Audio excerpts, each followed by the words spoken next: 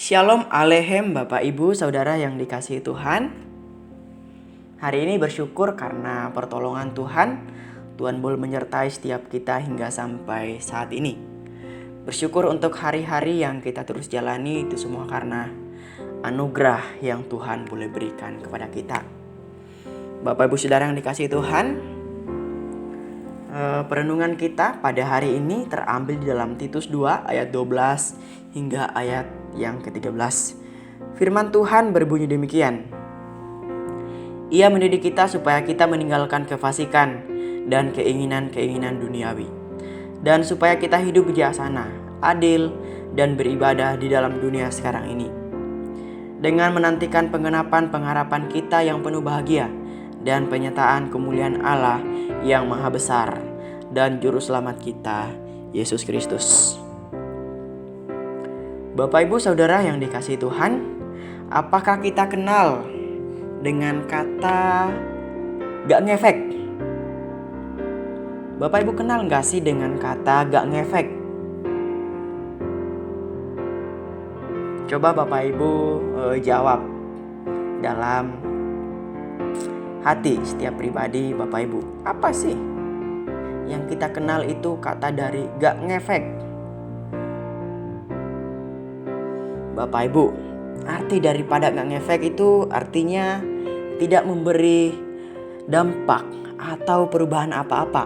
Misalnya, seorang perempuan membeli skincare yang mahal, namun alhasil skincare yang mahal itu ternyata tidak memberikan hasil yang nyata.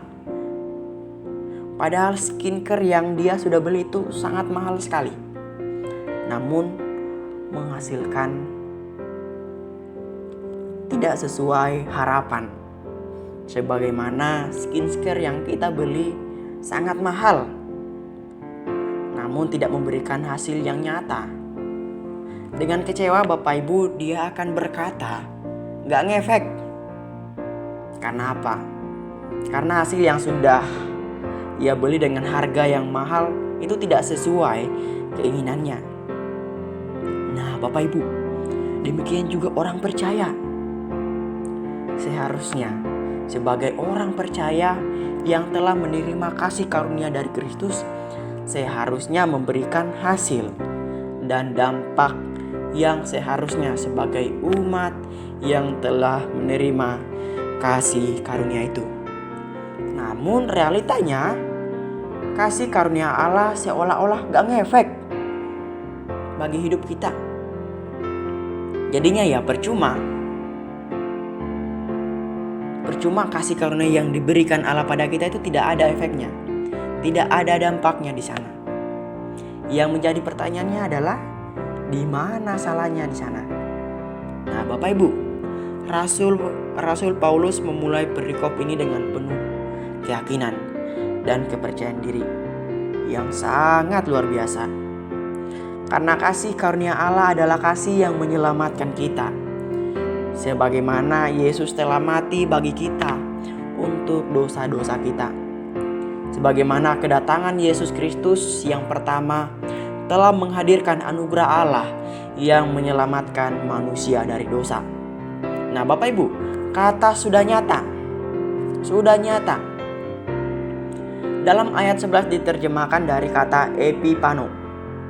Nah dari kata tersebut menunjukkan bahwa Kristus sudah nyata datang ke dunia menyelamatkan kita. Dan itu benar-benar Kristus nyatakan di atas kayu salib. Dan Rasul Paulus pun sendiri telah mengalaminya Bapak Ibu. Sebagaimana sebelum ia bertobat, ia adalah seorang penganiaya pengikut Kristus. Tetapi karena pertolongan Tuhan, Rasul Paulus akhirnya bertobat 100% mengikut Kristus. Karena itu Bapak Ibu, kita melihat bahwa Kristus yang tidak bersalah itu telah menggantikan kita di atas kayu salib. Karena apa? Karena untuk dosa-dosa kita. Karena itu Bapak Ibu, Ia hadir di tengah-tengah dunia untuk merestorasi kehidupan kita. Dalam tulisan Paulus yang dikatakan bahwa Paulus menyebutkan 2 tujuan utama kehadiran atas kasih karunia Allah. Yang pertama, untuk membebaskan kita dari segala kejahatan dan untuk menguduskan bagi dirinya suatu umat miliknya sendiri yang rajin berbuat baik. Di sana dikatakan di dalam ayat 14, Bapak Ibu. Kemudian yang kedua, supaya kita tidak meninggalkan kefasikan dan keinginan duniawi, dan supaya kita hidup bijaksana, adil, dan saleh di dalam dunia yang sekarang ini. Bapak Ibu bisa melihat di dalam ayat 11 ayat 12, di sana sangat jelas dikatakan. Nah, Bapak Ibu, atas dasar inilah selama kita menantikan kedatangan Kristus yang kedua kali, sebagai orang percaya, apa tugas kita sambil menantikan kedatangan Kristus? Sekali lagi saya ulang. Sebagai orang percaya, apa tugas kita sambil menantikan kedatangan Kristus?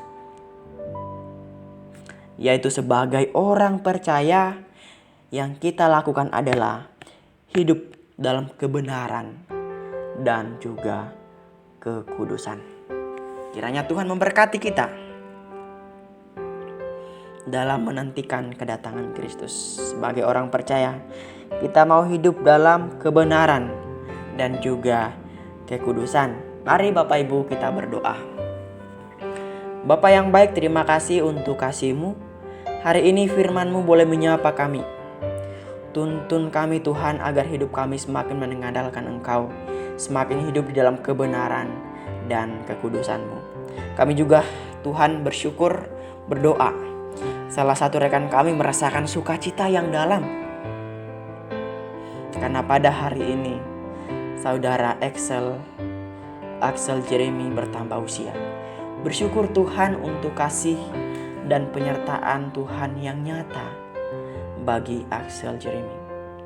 Kiranya melalui bertambahnya usia yang baru ini, kiranya ia semakin mengandalkan Engkau dalam setiap kehidupannya. Kiranya ia semakin rindu mengenal dan mencintai Tuhan. Di dalam nama Tuhan Yesus kami berdoa dan berserah. Amin.